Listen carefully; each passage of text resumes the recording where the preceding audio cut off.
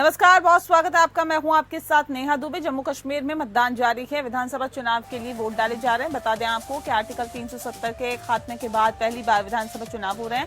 पहले चरण में 24 सीटों के लिए वोट डाले जा रहे हैं, जबकि पुलवामा, कुलगाम और किश्तवाड़ में भी लंबी लंबी कतारें देखी जा रही है। 1 बजे तक 41.17% मतदान हुआ और किश्तवाड़ में सबसे ज्यादा वोटिंग हुई। पुलवामा की अगर हम बात करें तो सबसे कम वोटिंग यहाँ पर हुई है।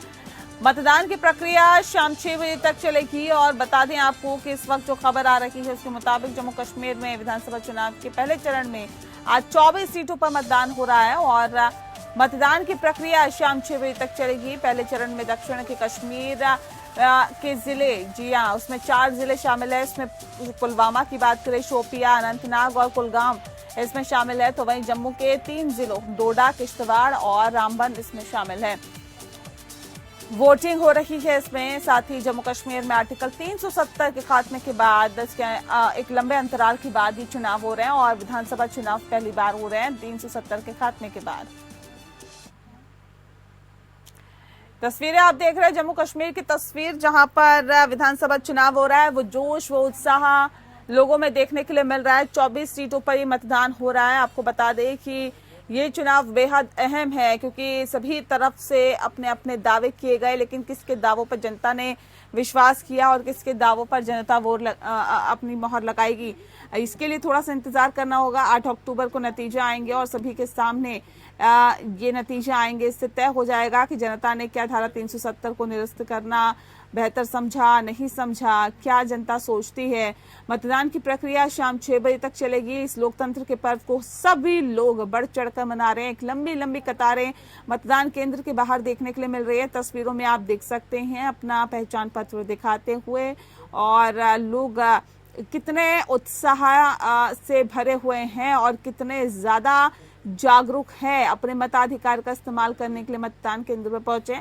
लेकिन वो इलाका जो कि कश्मीर क्षेत्र का आता है, जिसमें बताया जा रहा है कि 4 जिले हैं, वहां पर सुरक्षा के मद्देनजर बेहतर इंतजाम किए गए हैं ताकि किसी भी तरह की कोई भी अप्रिय घटना ना हो और बेहतर तरीके से जो चुनाव है वो संपन्न हो सके। लेकिन फिलहाल आपको बता दें कि जिस तरह से हालात और स्थितियां बनी हुई है उसके मद्देनजर ये चुनाव बेहतर तरीके से संपन्न कराना प्रशासन के लिए एक बड़ी चुनौती है। बहुत बड़ी चुनौती चुनाव आयोग के लिए भी है क्योंकि जिस तरह से हालात फिलहाल जम्मू कश्मीर में देखी जा रही हैं, लगातार जो मामले सामने आ रहे हैं, आतंकवादी घटनाएं जो लगातार हो रही है, उसके मद्देनजर एक शांतिपूर्ण तरीके से चुनाव संपन्न कराना चुनाव आयोग के सामने एक बड़ी चुनौती है। लेकिन उत्साह से लबरेज ये महिलाएं देखिए किस तरह से मतदान केंद्र के बाहर खड़ी हुई हैं और अपने मताधिकार का इस्तेमाल करने के लिए यहाँ पर अपने बारी का इंतजार करती हुई ये महिलाएं दिखाई दे रही हैं।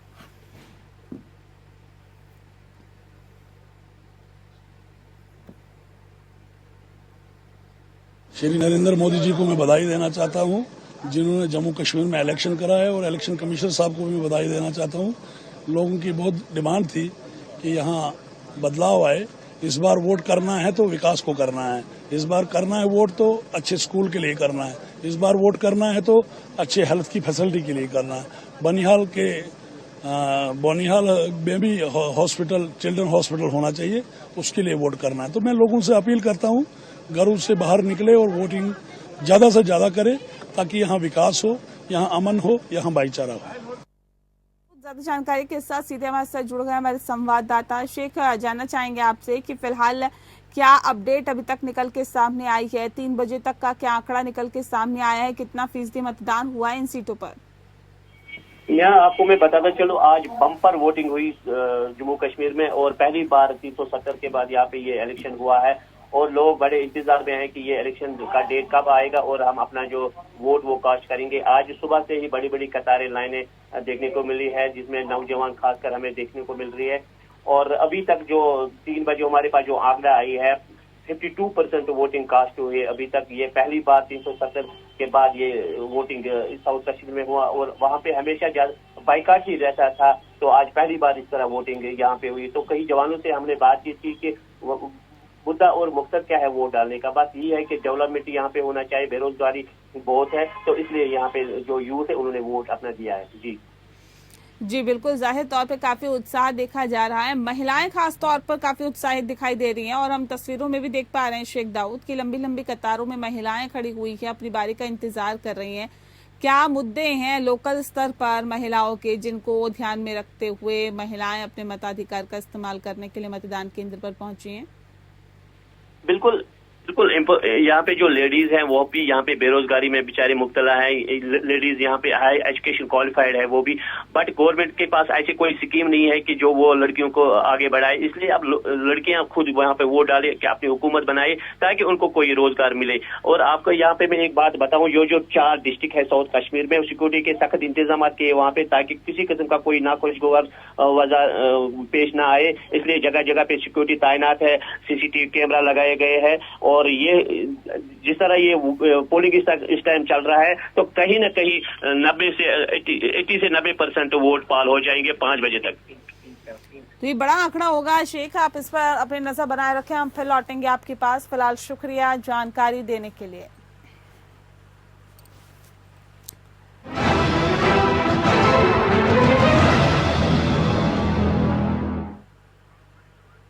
और चलिए इस बीच एक बड़ी खबर का रुख करते हैं। इस वक्त की बड़ी और अहम खबर हरियाणा से आ रही है। हरियाणा में कांग्रेस का चुनावी घोषणा पत्र जारी किया है। बता दें आपको कि कांग्रेस ने अपने वादों का पिटारा जनता के लिए खोल दिया है। घोषणा पत्र कांग्रेस ने किए हैं 7 वादे। बताया जा रहा है कि महिलाओं को हर महीने 2000 देने का वादा किया है। हरियाणा में 1500 में गैस सिलेंडर देगी कांग्रेस पार्टी। जातिगत सर्वे कराने का भी वादा किया है। और हरियाणा में घोषणा पत्र जो है कांग्रेस ने जारी कर दिया है। इसे संकल्प पत्र नाम दिया गया है और कांग्रेस ने अपने वादों का पिटारा जनता के सामने खोल दिया है। हरियाणा के लिए कांग्रेस ने 7 गारंटी जारी की है और जिसमें महिलाओं, युवाओं, बुजुर्गों, साथ ही साथ गरीबों और किसानों का खास ख्याल रखा गया है। एक एक वर्ग को लुभाने की कोशिश की गई है। कांग्रेस ने अपने घोषणा पत्र में सभी वर्गों का ध्यान रखा है।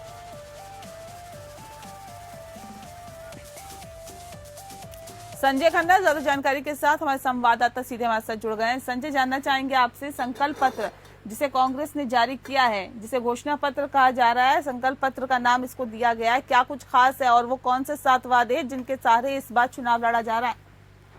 हाँ जी, देखिए बिल्कुल बताना चाहूंगा, आज कांग्रेस ने अपना संकल्प पत्र जारी कर दिया है 2024 विधानसभा चुनाव को देखते हुए।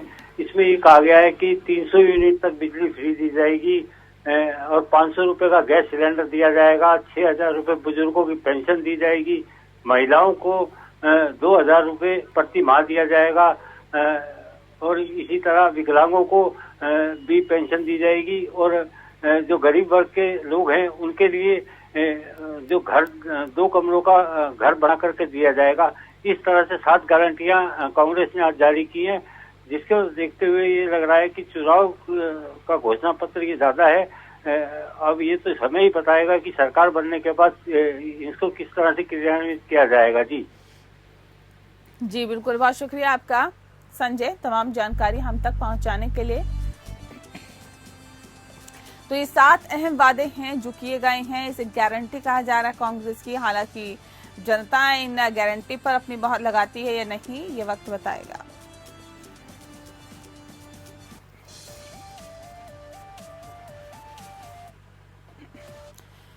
वहीं राजस्थान के मुख्यमंत्री भजनलाल शर्मा ने कहा है कि राज्य सरकार प्रदेश की 8 करोड़ के जनता के कल्याण के लिए प्रतिबद्धता के साथ कार्य कर रही है और हमारे प्रत्येक कार्य में जनमानस का प्रतिबिंब दिखता है और इससे प्रत्येक क्षेत्र के सर्वांगीण विकास का मार्ग भी प्रशस्त होता है। आज 10,000 करोड़ रुपए से अधिक के कार्यों का शिलान्यास एवं लोकार्पण विकसित राजस्थान के लक्ष्य की प्राप्ति में महत्वपूर्ण कदम है। इस अवसर पर उन्होंने 86 नगर पालिकाओं को 50 करोड़ रुपए की आर्थिक सहायता जारी करने की भी घोषणा की है। प्रदेश कांग्रेस अध्यक्ष अजय राय की अगुवाई में बुधवार को कांग्रेसियों ने ध्वस्त कानून व्यवस्था एवं पुलिस उत्पीड़न के विरोध में प्रदर्शन किया और प्रदर्शनकारियों का आरोप है कि सरकार हमको डराने के लिए पुलिस का इस्तेमाल कर रही है। प्रदेश में कानून व्यवस्था की स्थिति बेहद खराब हो गई है। प्रदर्शन के बाद प्रदेश अध्यक्ष ने राष्ट्रपति को संबोधित ज्ञापन सौंपा है। बता दें आपको कि राजधानी के शहीद स्मारक पर कांग्रेस कार्यकर्ता बड़ी संख्या में एकत्रित हुए। उन्होंने प्रदेश में ध्वस्त कानून व्यवस्था के विरोध में धरना दिया। यहाँ कांग्रेसियों ने योगी सरकार के खिलाफ नारेबाजी जमकर की है और हाथों में तख्तियां लिए कार्यकर्ता प्रदर्शन करते हुए दिखाई दिए।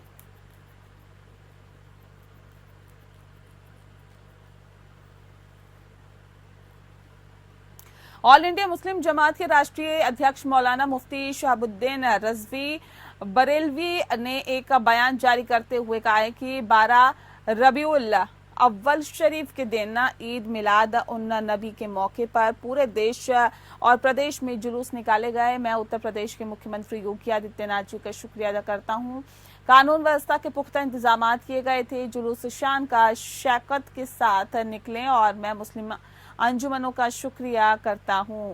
इन्होंने पैगंबर इस्लाम के पैगाम को जन जन तक पहुंचाने की भरपूर कोशिश की। मैं जिला की पुलिस और प्रशासन का भी शुक्रिया अदा करता हूं कि इन्होंने कुछ जगहों पर तनाव के बावजूद भी संयम बरतते हुए बेहतर व्यवस्थाएं की है। तनाव को देखते हुए ये कहा जा सकता है कि अगर समाजवादी पार्टी की हुकूमत होती तो आज कई शहरों में कर्फ्यू लगा होता। कासगंज जिले के सोरो कोतवाली क्षेत्र में भेड़िए का आतंक देखा जा रहा है। पिता और पुत्र पर भेड़िए ने हमला कर दिया। जानलेवा हमला हुआ। भेड़िए के हमले से पिता और पुत्र गंभीर रूप से घायल हो गए। दोनों को जिला अस्पताल में भर्ती कराया गया है, जिनका इलाज किया जा रहा है। बाजार से पैदल अपने घर जा रहे थे दोनों और डॉक्टर्स ने पिता की हालत गंभीर देखते हुए जिला अस्पताल से अलीगढ़ रेफर कर दिया है। सोरो कोतवाली क्षेत्र के बसंत नगर गांव के रहने वाले हैं। पिता और पुत्र सोरो कोतवाली क्षेत्र के बसंत नगर गांव का मामला है।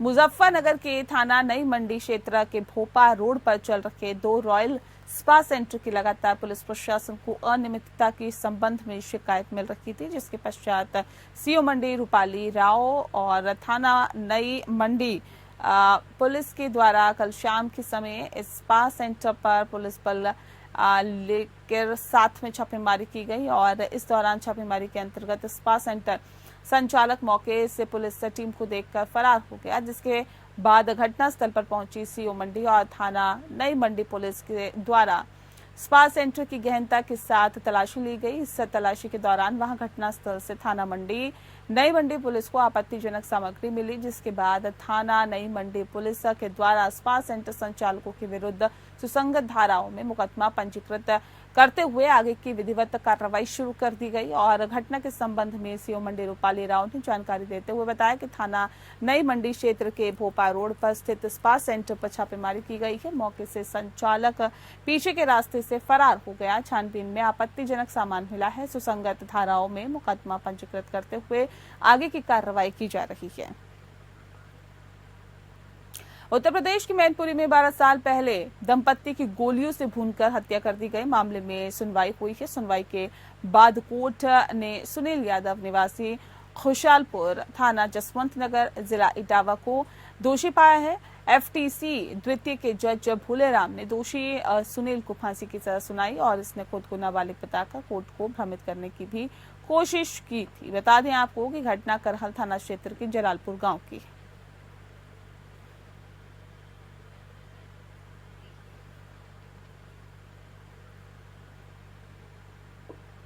गाजा युद्ध के बाद अब इजराइल ने लेबनान हिजबुल्लाह पर जोरदार हमले की तैयारी शुरू कर दी है। बता दें आपको कि इजराइल की कोशिश है कि लेबनान के एक हिस्से को काटकर उसे बफर जोन बनाया जाए। इजराइल ने बड़े पैमाने पर अपनी सेना को लेबनान सीमा पर तैनात कर दिया है। माना जा रहा है कि इजराइल की सेना कभी भी हिजबुल्लाह के ठिकानों पर धावा बोल सकती है। इजराइल को ये आभास था कि ये युद्ध भीषण हो सकता है और इसी वजह से उसने हिजबुल्लाह लड़ाकुओं के इस्तेमाल किए जा रहे पेजर में बम फिट कर दिया था।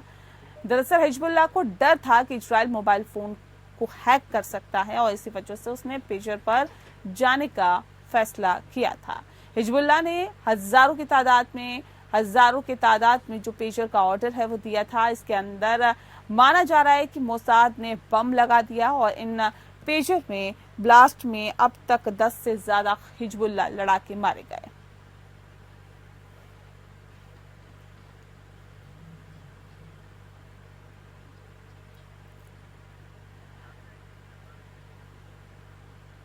हमारे देश में रुपए पैसे आदि के लेन देन के लिए बड़ी संख्या में बैंक्स मौजूद हैं और लेकिन उत्तर प्रदेश के जनपद रामपुर में एक ऐसी बैंक भी मौजूद है जहां पर जरूरतमंदों को खाने के साथ साथ 2 रोटी मुफ्त दी जाती है। जी हां, आपने सही सुना है कि ऐसी बैंक का संचालन कोई और नहीं बल्कि देश की राजनीति की चर्चा का विषय केंद्र बिंदु में रहने वाले सपा नेता आजम खां की छोटी बहन निगत बी कर रही है।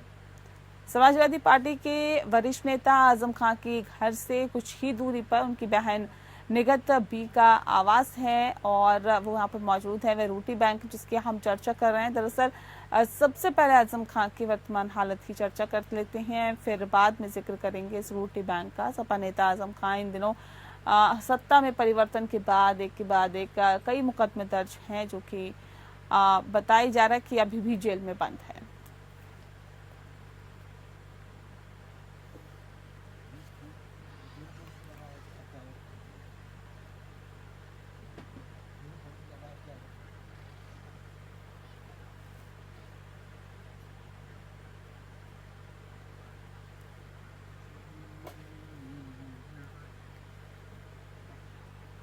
अगली खबर का रुख करते हैं। अमेठी में लगे बोर्ड पर नाम लिखने को लेकर एक युवक का विवाद हो गया और ये वीडियो जो है वो वायरल भी हो गया।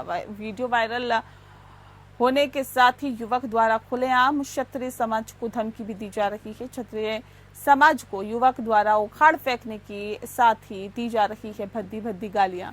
क्षत्रिय समाज के साथ साथ यूपी में योगी सरकार को भी उखाड़ फेंकने की धमकी दी जा रही है। बता दें कि आगामी चुनाव 2027 में सरकार बदलने का युवक द्वारा किया जा रहा है आह्वान। युवक द्वारा की जा रही टिप्पणी से भाले सुल्तान क्षेत्रीय समाज में उबाल देखा जा रहा है।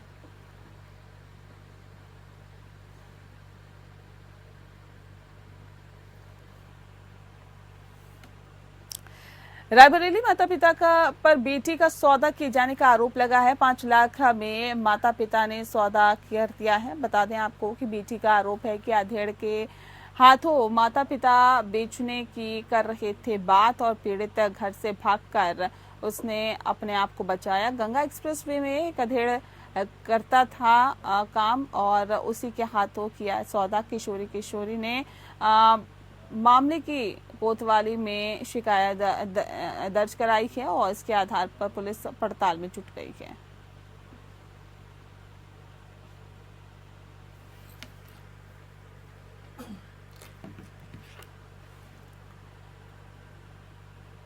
अगली खबर का रुख करते हैं। पूरा मामला सहारनपुर के थाना देवबंद क्षेत्र के ग्राम मिरगपुर का है, जहां पर 2 नाबालिग किशोरी के अपहरण की भाजपा नेता सहित 7 लोगों ने नाकाम कोशिश की और देवबंद क्षेत्र के गांव से लकड़ी के अपहरण का आपको बता दें कि लड़की के अपहरण का प्रयास करने वाले भाजपा नेता राहुल वाल्मीकि सहित 7 लोगों को पकड़कर पुलिस को सौंपा गया है। मिरगपुर में कार सवार 7 लोगों ने पहले तो 2 नाबालिग किशोरियों के साथ छेड़छाड़ की और उसके बाद उसका अपहरण कर लिया। शोर मचाने पर इकट्ठा होकर गांव वालों ने पहले तो छेड़छाड़ करने वाले सभी 7 मंचलों को जमकर कूटा, फिर पुलिस को सौंप दिया।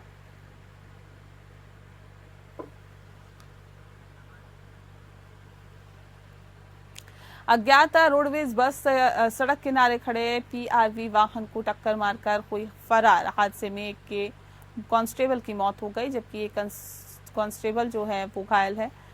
बुंदेलखंड के महोबा जिले में तेज रफ्तार के कारण हो रही सड़क हादसे थमने का नाम नहीं ले रहे हैं। देर रात तेज रफ्तार अज्ञात रोडवेज बस ने अनियंत्रित होकर सड़क किनारे खड़े पीआरवी वाहन में टक्कर मार दी। टक्कर बहुत भीषण थी। पीआरवी वाहन एक दुकान में शटर तोड़कर जा घुसी और टक्कर से पीआरवी वाहन में तैनात एक हेड कांस्टेबल की दर्दनाक मौत हो गई।